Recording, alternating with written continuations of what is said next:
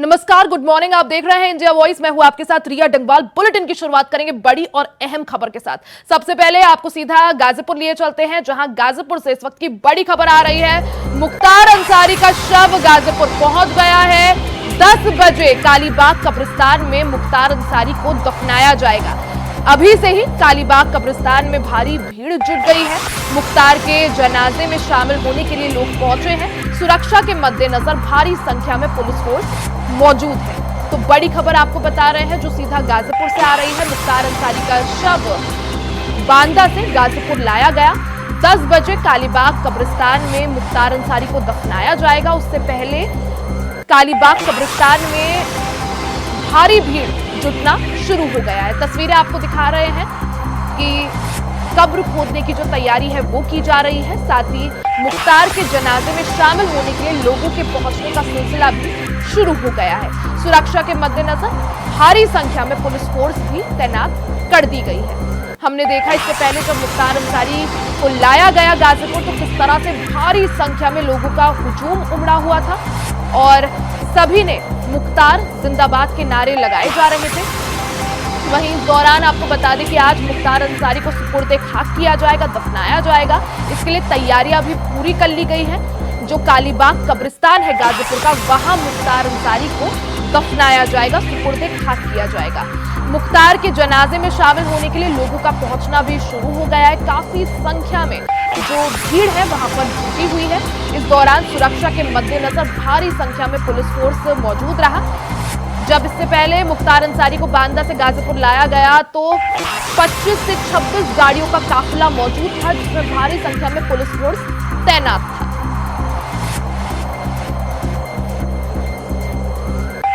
तो मुख्तार के जनाजे में पहुंचने के लिए लोगों के आने का सिलसिला शुरू हो गया है।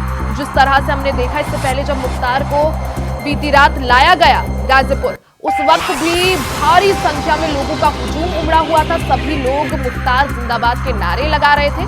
जिसके बाद अब आज सुबह 10 बजे मुख्तार अंसारी को दफनाया जाएगा। कालीबाग कब्रिस्तान में मुख्तार अंसारी को 10 बजे के करीब दफनाया जाएगा और इसको लेकर तैयारियां भी पूरी कर ली गई है। कब्र खोद दी गई है। साथ ही लोगों के आने का सिलसिला भी शुरू हो गया है। मुख्तार के जनाजे में शामिल होने के लिए लोग पहुंच रहे हैं। सुरक्षा के मद्देनजर भारी संख्या में पुलिस फोर्स तैनात है।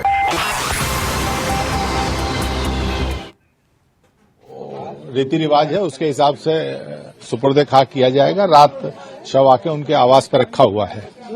पर्याप्त संख्या में फोर्स है। फोर्स की कोई काउंटिंग नहीं की जाती है, ना बताई जाती है, लेकिन पर्याप्त संख्या में अर्धसैनिक बल, पुलिस बल सभी उपलब्ध हैं।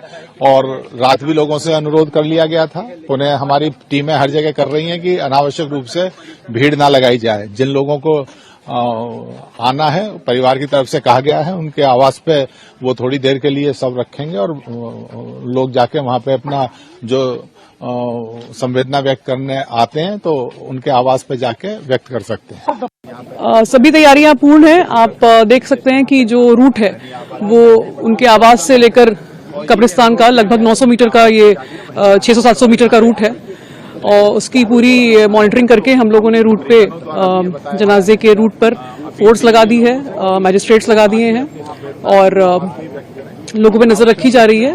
व्यवस्था पूरी पूर्ण है और शांतिपूर्ण ढंग से पूरा कार्यक्रम चल रहा है। एसपी और डीएम का बयान सुना, किस तरह से सुरक्षा व्यवस्था के पुख्ता इंतजाम किए गए हैं। साथ ही लोगों से अपील की गई है कि किसी को अगर शोक संवेदना व्यक्त करनी है तो वो आराम से मुख्तार अंसारी का जो गाजीपुर स्थित आवास है वहां जाकर उनके परिवार के साथ दुख बांट सकते हैं। इसी दौरान पूरे उत्तर प्रदेश में सुरक्षा व्यवस्था चाक चौबंद है, हाई अलर्ट है। साथ ही कई जगहों पर धारा 144 लागू की गई है और भारी संख्या में जो बॉर्डर्स है वहां पर चेकिंग हो रही है।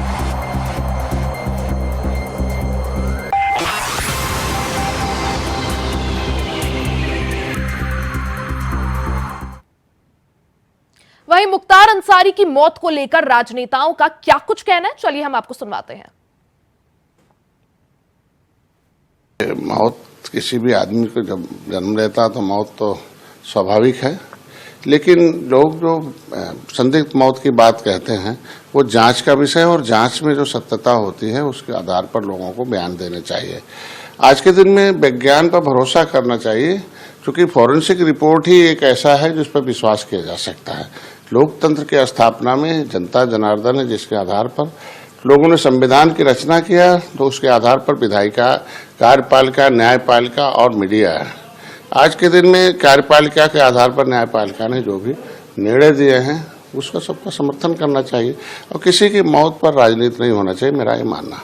देखिए, अभी पहला तो है कि हमारी सरकार माननीय योगी जी हैं, वो कभी भी कुछ होते हैं तो उस पर विशेष रूप से जांच करते हैं। जांच में जो दोषी पाया जाता है उसके खिलाफ कड़ी कार्रवाई करते हैं। विपक्ष के पास आरोप प्रत्यारोप के अलावा बचा क्या है? कहते भाई बीमारी से मौत हुई है, इस धरती पर जितने आए हैं सबको जाना है, लेकिन उसमें कभी कोई एक्सीडेंट हो जाता है, कोई बीमारी है। अभी बीमारी से मौत हुई, तो इस बात को बहुत बड़ा बनाकर परोसने का इसके पीछे ध्येय क्या है? जो भी लोग आवाज उठा रहे हैं वो जरा सोचे, उनके बारे में प्रांत और देश की जनता सोचे कि इनका ध्येय क्या है। एक हमारे बिहार में एक संत का मतलब मंदिर के पुजारी को आंख निकाल दिया जाता है, मतलब इस तरह से भ्रष्ट उसको मौत का सजा दिया गया, उसका हत्या किया जाता है। उसके बारे में आवाज उठाना उपयुक्त नहीं समझते हैं, लेकिन जिस पर इतने सारे केस दर्ज थे, आज उनका हार्ट अटैक हुआ है तो इतना उनको पीड़ा है। देखिए, जो खबरें आई हैं हम लोगों के पास उससे तो यही लगता है कि नेचुरल डेथ हुई है, लेकिन चूंकि एक सिटीजन है और उनके बेटे का डिमांड है, उनके भाई ने भी प्रेस कॉन्फ्रेंस की थी, खुद मुख्तार अंसारी ने वीडियो कॉन्फ्रेंसिंग में ये बात कही थी कि मेरी जान को खतरा है।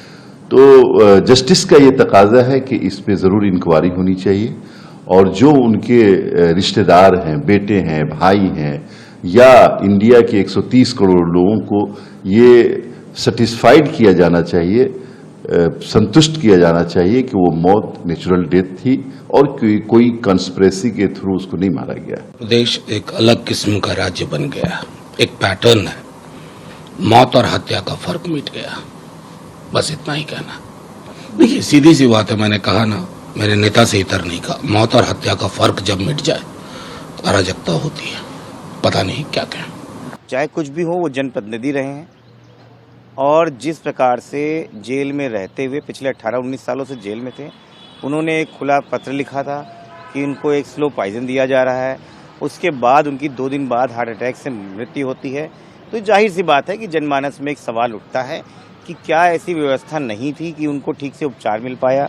मुझे लगता है कहीं ना कहीं जेल प्रशासन के ऊपर भी सवाल उठता है और सरकारों के ऊपर सवाल उठता है कि क्या जो बंदी हैं उनकी जान इतनी सस्ती हो गई है कि कभी भी वो गुहार लगाएंगे तो उनको स्वास्थ्य सेवाएं भी नहीं मिलेंगी। मुझे लगता है कि इस पे कुछ स्तरीय जांच होनी चाहिए। जांच का विषय तो है, जांच होनी भी चाहिए।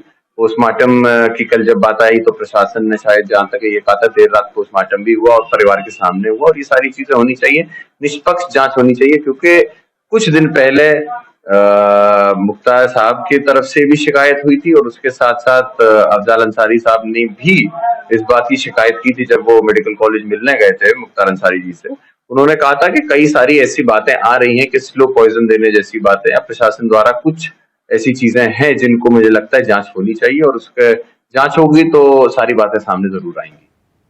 वहीं मुख्तार अंसारी की मौत को लेकर केंद्रीय मंत्री अनुराग ठाकुर, बीजेपी सांसद मनोज तिवारी और सपा नेता धर्मेंद्र यादव ने क्या कुछ कहा, आपको सुनवाते हैं। देखिए, जिन्होंने संरक्षण दिया अपना राजनीतिक लाभ लेने के लिए, वो कुछ भी बयान देते रहे। मैं इतना ही कहूंगा, मेडिकल जांच हो चुकी है, न्यायिक जांच मांगेंगे तो वो भी हो जाएगी, उसमें कोई दिक्कत नहीं। सच जानने का हर किसी का है। आज अगर 25 साल के युवा को हार्ट अटैक आ जाता है, किसी को 35 साल वाले को 30 साल, ये होता है और जो भी हुआ होगा वो सच सबके सामने आया है।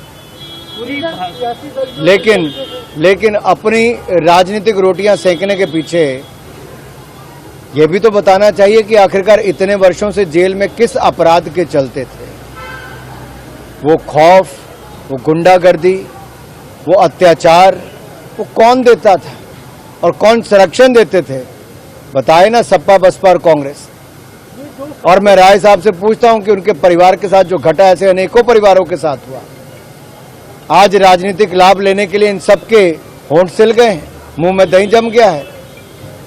कम से कम ऐसी घटनाओं पर राजनीति नहीं करनी चाहिए। नहीं, उनकी पूरी घटना पे जांच बैठ गई है।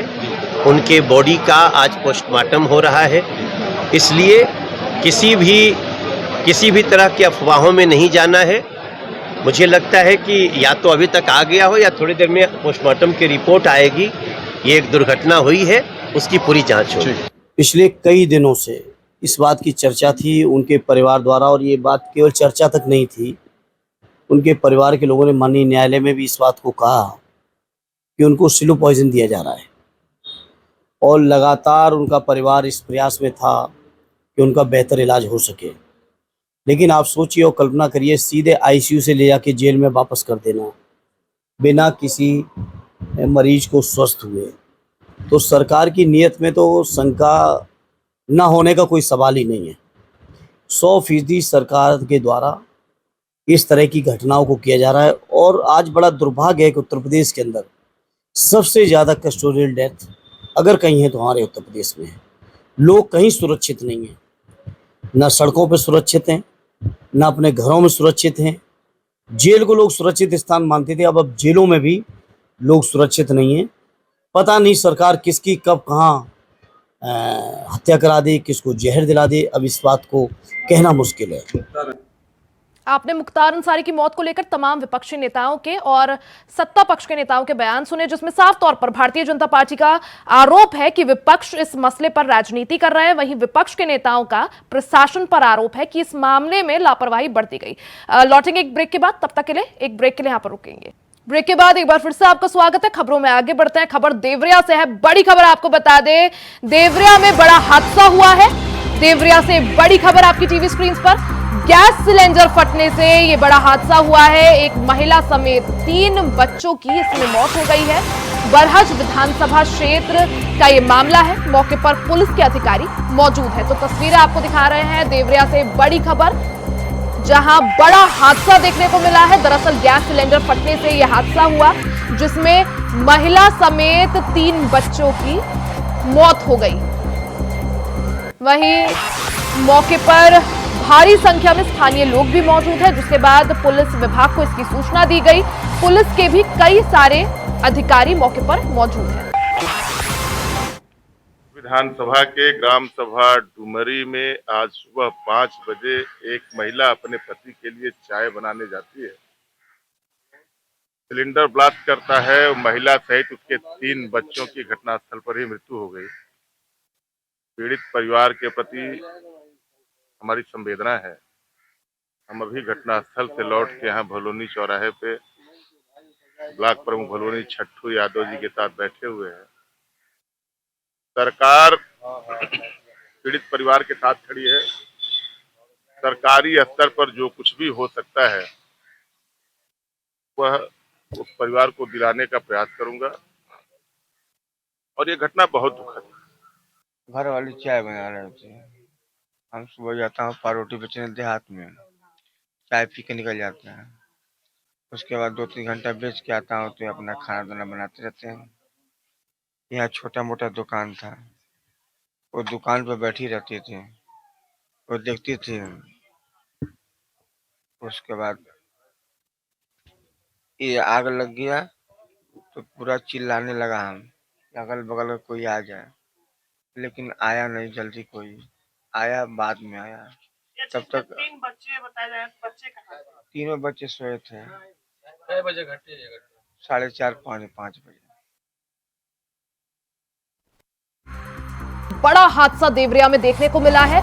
गैस सिलेंडर फटने से यह हादसा होता है, जिसमें पूरे घर में आग लग जाती है। इस पूरे हादसे में महिला समेत 3 बच्चों की मौत हो जाती है। बताया जा रहा है कि तीनों बच्चे सो रहे थे जब ये पूरा हादसा हुआ और इसी वजह से आग में झुलस गए, आग की चपेट में आ गए। वहीं इस दौरान आप देख सकते हैं तस्वीरों में किस तरह से भारी संख्या में स्थानीय लोग मौके पर पहुंचे। और पुलिस विभाग को इसकी सूचना दी गई। वहीं मौजूदा स्थिति में पुलिस अधिकारी मौके पर मौजूद है और मामले की जांच में जुट गए हैं। वहीं आज देवरिया में बड़ा हादसा देखने को मिला है। मौके पर पुलिस अधिकारी मौजूद है।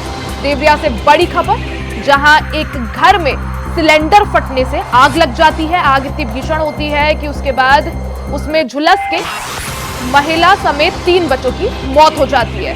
खबर पर ज्यादा जानकारी के लिए हमारे संवाददाता बालेंदु मणि त्रिपाठी फोन लाइन पर जुड़ गए हैं। बालेंदु, जिस तरह से देवरिया में बड़ी दुखद घटना सामने आई है जहां सिलेंडर ब्लास्ट हो जाता है, इस घटना को लेकर क्या जानकारी है आपके पास? जी, बता दें कि देवरिया में उस समय अफरा तफरी का माहौल बन गया, जबकि एक महिला अपने पति के लिए चाय बनाने के लिए घर में गई और 3 बच्चे उसी घर में सो रहे थे, जो कि बच्चे हैं। एक बच्ची आंचल गुप्ता जिसकी उम्र 12 वर्ष है, कुंदन 10 वर्ष का और लक्ष्मी 1 वर्ष की है। ये और महिला आरती देवी जिनकी उम्र 40 वर्ष है, चाय बनाते समय सिलेंडर में आग लग गई, जिससे कि ये चारों झुलसकर मर गए। जी बलेंदु, अभी अगर मौजूदा स्थिति की बात करें, कैसी स्थिति है वहां पर? क्या जो शव है उनको पोस्टमार्टम के लिए भेजा गया है और पुलिस क्या वहां पर मौजूद है अभी घटनास्थल पर? घटनास्थल पे पुलिस अभी भी मौजूद है। 100 घटना के तुरंत बाद पोस्टमार्टम के लिए भेज दिया गया था। जो स्थानीय विधायक बरहज के दीपक मिश्रा साका थे, वो भी मौके पर गए और पीड़ित परिजनों से मिल करके ढांढस बंधाया है। जी, जैसा आपने कहा कि स्थानीय विधायक जो थे वो मौके पर मौजूद रहे, परिवार वालों से मिले। ऐसे में अगर बात की जाए प्रशासन की तरफ से क्या कुछ आश्वासन यहाँ पर पीड़ित परिवार को दिया जा रहा है? बता दें कि प्रशासन, जिले के आला अधिकारी भी मौजूद थे, परंतु अभी कोई ये उनसे सरकारी सुविधा की मुहैया बात नहीं हुई है। विधायक ने बताया कि जो भी हर संभव मदद होगा हम कराएंगे। साथ ही जब ये घटना हुई, कब की ये घटना है, कितने बजे पूरा हादसा हुआ और क्या उस वक्त बिल्कुल भी मौका नहीं मिला कि फायर ब्रिगेड को बुलाया जा सके? ये घटना लगभग भोर 4 बजे की है और गांव में जो उनका घर है वो गांव से काफी दूरी पे है, जिससे कि कोई वहां पहुंच नहीं पाया और उस समय कोई फायर ब्रिगेड को सूचना नहीं दे पाया। जी, और अभी मौजूदा स्थिति कैसी, क्या जो प्रशासनिक अधिकारी हैं वो वहां पर मौजूद है, स्थानीय लोगों की भीड़ मौजूद है? स्थानीय लोगों की भीड़ अभी भी घटनास्थल पे मौजूद है। वहीं थाने से कुछ सिपाही वहां पे रखे गए हैं।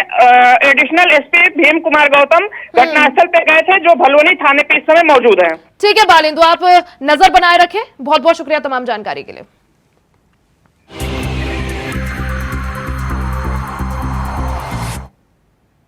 वहीं खबरों में आगे बढ़ते हैं। समाजवादी पार्टी में चल रहे विवाद के बाद सपा ने गौतम बुद्ध नगर लोकसभा सीट पर इंडिया गठबंधन के तहत समाजवादी पार्टी ने डॉक्टर महेंद्र नागर को अपना प्रत्याशी घोषित कर दिया है। बता दें कि लोकसभा सीट के टिकट को लेकर समाजवादी पार्टी में पिछले 8 दिनों से खींचतान देखी जा रही थी, तो वहीं इसके बाद गौतम बुद्ध नगर से राहुल अवाना का टिकट काटकर अब दोबारा से महेंद्र नागर पर समाजवादी पार्टी ने भरोसा दिखाया है।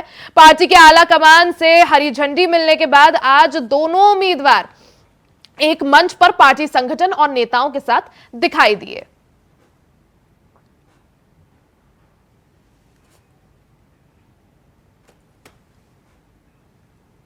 वहीं रायबरेली में पारिवारिक विवाद को लेकर 2 पक्षों में खूनी संघर्ष हो गया। मारपीट में 5 लोग गंभीर रूप से घायल हो गए, तो वहीं परिजनों ने घायल लोगों को लालगंज सामुदायिक स्वास्थ्य केंद्र में भर्ती कराया। बता दें कि डॉक्टर्स ने प्राथमिक उपचार के बाद घायल युवकों को जिला अस्पताल रेफर कर दिया।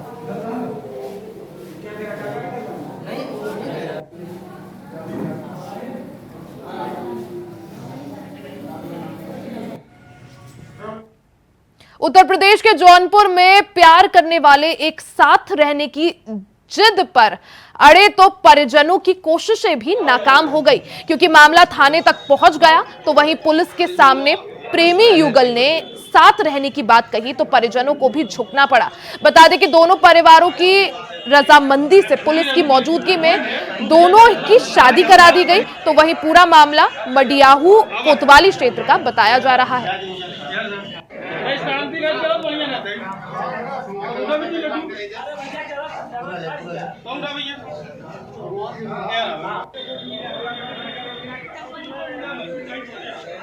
तो जौनपुर से ये खबर है, जहां प्यार के आगे माता पिता को भी झुकना पड़ा। 2 प्रेमियों की यहां पर शादी कराई गई और काफी अनोखे अंदाज में, बिना बैंड बाजे के, बिना मंडप के, ना बिना बारात के, पुलिस की मौजूदगी में दो प्रेमियों की यहां पे शादी कराई जाती है। इसी के साथ इस बुलेटिन में फिलहाल के लिए सिर्फ इतना ही। खबरों का सिलसिला आगे भी जारी रहेगा, बने रहे हमारे साथ।